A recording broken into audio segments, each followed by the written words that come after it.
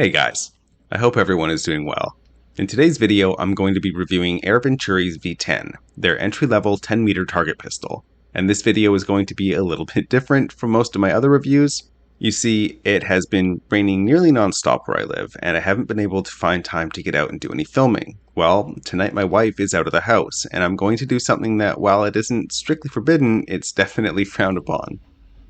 Tonight, I'll be shooting this review inside. There is a 10-meter stretch from the front hallway through the kitchen and into a pantry that doesn't have too many things that I can damage with a stray shot or ricochet. So wish me luck.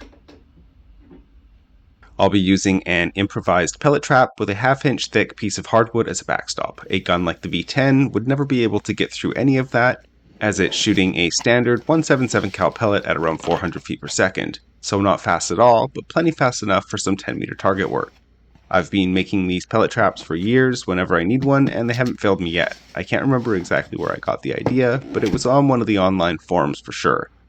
And the design couldn't be simpler. Just tightly stuff a cardboard box full of some old clothes or rags and tape a target on the front. And you're done. Okay, let's get into it.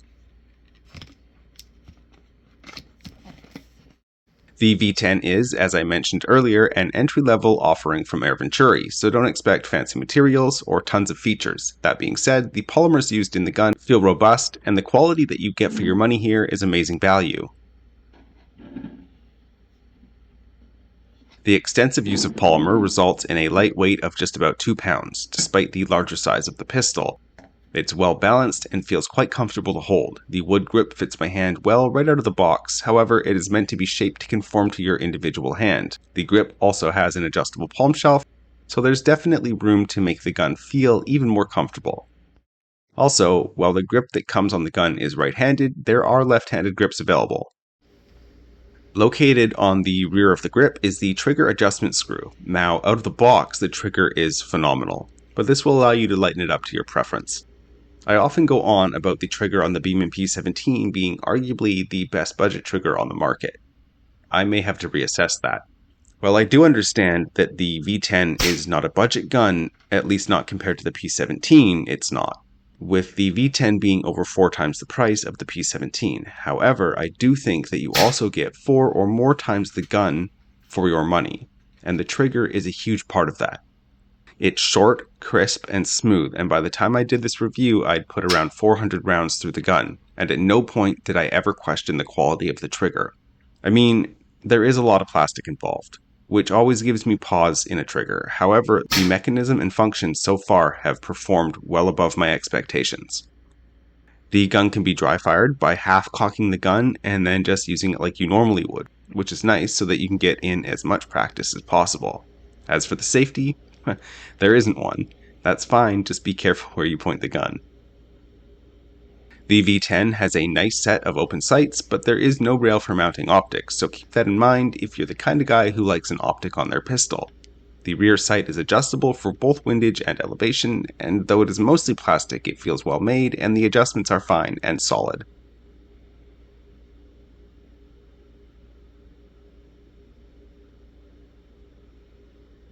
The V10 is a single-stroke pneumatic pistol, so that means that you cock it once, and there is a small amount of air that gets compressed in a chamber, waiting for you to send the pellet downrange when you pull the trigger.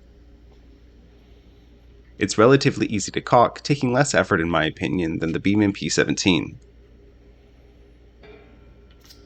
The breech can be tight and will likely be difficult to access if you have larger fingers. I have medium-sized fingers, and even then I still have trouble occasionally. It doesn't help that you can't see past your fingers while you load a pellet. That being said, over time you do grow accustomed to the tight loading space and it becomes less of a bother. Oh, and be careful not to pinch yourself as you close the gun. I've done it twice now and it hurts pretty good.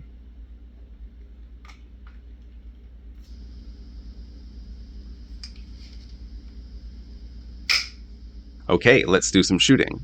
Just a heads up, I'm definitely not qualified enough to expect precision groups while shooting open sights at any distance, even rested.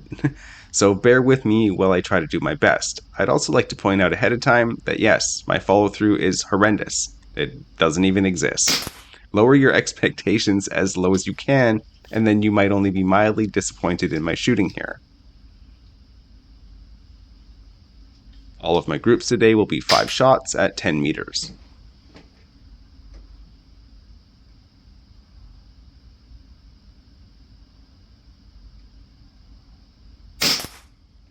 First up, we have 7.89 grain final match light from H&N, and it's weird, almost completely vertical.